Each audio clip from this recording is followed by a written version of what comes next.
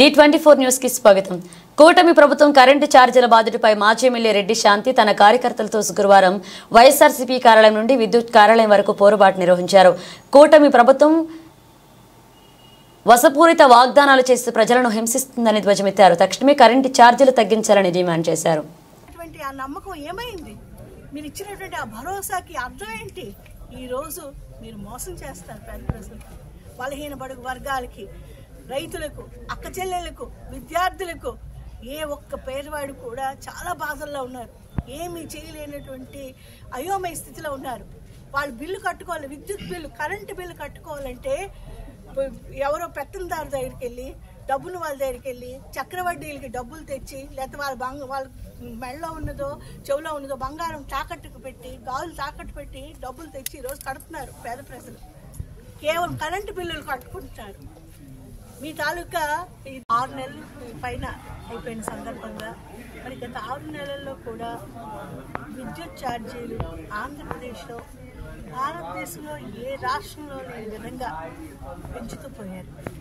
ఎన్నికల ముందు ఒక్కసారి అర్థం చేసుకుంటే, ఇప్పుడు ఉండేటువంటి ముఖ్యమంత్రి గారు చంద్రబాబు నాయుడు గారు ప్రజలకు ఏమని హామీ ఇచ్చారు? మాకు అధికారం ఇవ్వండి, నన్ను ముఖ్యమంత్రిగా చేయండి, మీకు వెంటనే ఇప్పుడుండే ఛార్జీల కన్నా తగ్గిస్తాము, లేని పక్షంలో మీకు అసలు ఎవ్వరికి కూడా ఒత్తిడి లేకుండా, ఎటువంటి ఇబ్బంది లేకుండా విద్యుత్ ఛార్జీల మీద మేము తగ్గించడమే చేస్తాం. కానీ ఒక్క రూపాయి కూడా, అంటే మీ బిల్లు ఇప్పుడు 200, 300 వస్తే దానికి ఇంకా తగ్గించి చేయిస్తాం. కానీ మా 5 ఏళ్ల పాలనలో ఒక్క రూపాయి కూడా పెంచమని ఆ రోజు హామీ ఇచ్చారు.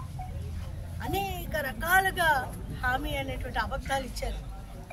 అధికారంలోకి రావాలని కేవలం ఒకే ఒక లక్ష్యంతో పేద ప్రజల్ని మోసం చేశారు. ఇది క్షమించరాని నేరం. ఎందుకంటే ఇప్పుడు 6 నెలల్లో చూస్తే విద్యుత్ ఛార్జీలు కట్టలేక ప్రజలు పడుతున్న బాధ ఇంత అంతా కాదు. చక్రవడ్డీలకు డబ్బులు తెచ్చి మరీ కడుతున్నారు. ఎక్కడి నుంచి తీసుకొస్తారు పేద ప్రజల డబ్బులు? ఇంతకుముందు ఎస్సీ, ఎస్టీ, మరి బలహీన బడుగు వర్గాల తాలూకా ఇళ్ళు తాలూకా బిల్లు ఎంతో చాలా తక్కువ వచ్చేవి బిల్స్.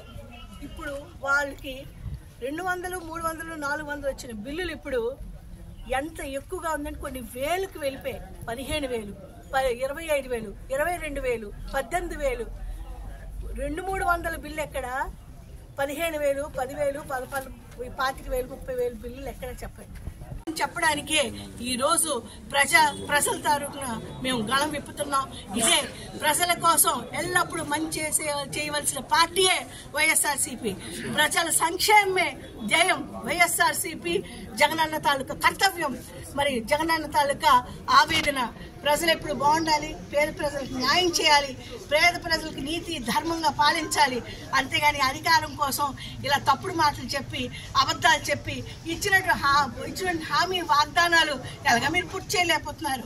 ఒక్క సంక్షేమ పథకం అందించలేకపోతున్నారు. తిరిగి విద్యుత్ ఛార్జీల పైన ఈ విధంగా 16,000 కోట్ల పైన భారం ఈ 6 నెలలు కూడా అవ్వకముందే మీరు ప్రజల పైన భారం మోపారంటే మీ తాలూకా పాలన తాలూకా విజ్ఞత, మీ తాలూకా పాలన తాలూకా వైఫల్యం.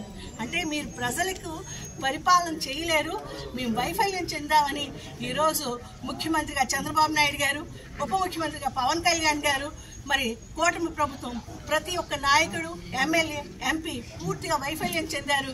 ప్రజలకి మీరు చేసినట్టు క్షమించరాని నేరానికి ప్రజలు ఎప్పుడు మీకు కూడా మీ బుద్ధి చెప్తారు. ఈ విద్యుత్ ఛార్జీలు వెంటనే తగ్గించాలి, ఉపసంహరించుకోవాలి, రైతులకు ఇవ్వాల్సిన ఉచిత విద్యుత్ను అందించాలి. పేద బలహీన బడుగు వర్గాలు, ఎస్సీలకు, ఎస్టీలకు ఉండేటటువంటి మంచి సబ్సిడీని మళ్ళీ పునరుద్ధరించాలి. మళ్ళీ వాళ్ళ తాలూకా జీవన ప్రమాణాలు పెంచాలి. ప్రతి ఒక్క పేదవాడి జీవన స్ఫూర్తి పెంచాలి. ఇదే పేదవాడి తాలూకా ఆవేదన, మరి ఆందోళన. వైఎస్ఆర్సీపీ పోరుబాట. వైఎస్ఆర్సీపీ అంటే పేద ప్రజలతో కలిసిమెలిసి ఉండేటువంటి పార్టీ. వైఎస్ఆర్సీపీ అంటే పేద ప్రజలే దైవంగా ఆలోచించినటువంటి మా నాయకులు. మరి మా జగనన్న టైంలో 5 సంవత్సరాల్లో ఒక రామరాజ్యం చూసాం, బంగారు బాట చూసాం, బంగారు భవిష్యత్తును చూసాం.